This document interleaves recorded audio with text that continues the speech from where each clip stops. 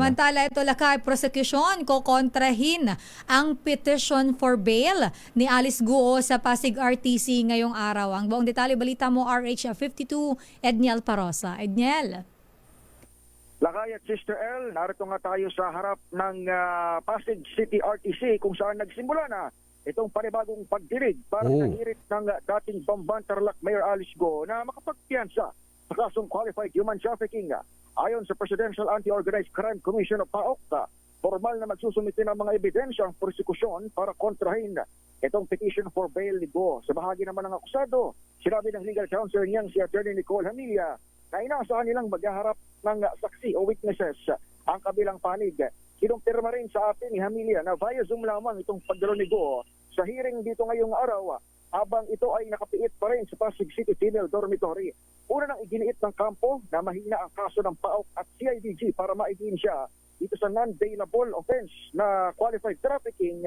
Kaugnay na umano'y connection niya sa illegal na pogo sa Bamban. Umaharap din sa hiwalay na kasong graft si Guo sa Valenzuela RTC. Pero ito ay bailable o maaari siyang maglagak ng piyansa. Mamaya, pagtapos itong pagdinig, abangan natin kung anong magiging hatol ng korte doon sa mga ilalabas na ebidensya at witnesses kung meron man itong prosekusyon laban sa dating alkalde. Ito si Edniel Torrosa, ulat para sa DZRH. Personal bang nagpunta ang Alice Guo diyan sa Pasig RTC?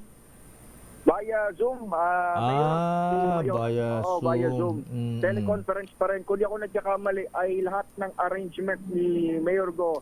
At as much as possible ay teleconference na lamang. Maliban kung siya ay patatawag dati, kagaya sa Senate o sa pagdinig ng House Quad Committee. Pero maliban doon sa mga congressional hearing, parang nagkaroon lang kayo ng verbal arrangement, yung DJNT at yung Korte sa Pasig, na every time na may hearing sa court ay teleconference na lamang o video conference na lamang itong dadaluhan ni Mayor Guo. Pero still, tinanong natin kanina si Attorney Hamilla nung dumaan na kanina kasi dumaan dito, pero nag-text tayo sa kanya at sabi niya ay via Zoom na nga lang talaga itong si Mayor Guo.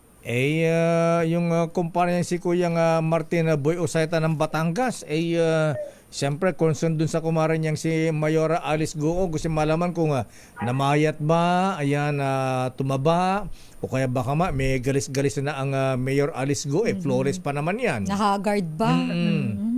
Huli nating kita sa kanya lakay o huli niyang public appearance ay kapag siya umaharap doon sa mga congressional hearings. Pero wala nung malipat nga siya sa Pasig ay hindi pa ulit nagkakaroon ng public appearance. So at least photos o videos itong alkalde. Mamaya itatanong natin sa kanyang legal team kung kumusta ang alkalde sa loob ng Pasig RTC. Ayan. Oy, DDGM Boy Osaeta, baka pwede ka mahingi ng tawag na permit kay BJMP Chief, kay Right Honorable Roel Rivera. Dadalaw. Ayan, madalaw niya yung kumari niya. Ayan. Ay, isasama daw ako, pa-picture kami sa loob. At saka, Right Honorable Roel, ayan, sino nga ba yung kuyang nating Kuyang Noel Mendoza, sino nga ba yung kuyang nating jail warden na kasama natin sa Calao Lads? Ayan, meron kayong Muslim na brother, ayan, nasa Quezon City Jail, ayan.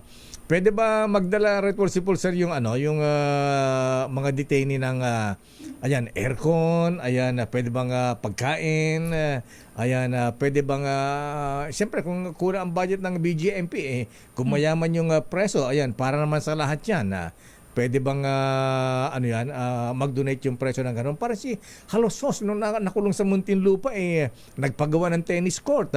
Meron pang hamburger stand.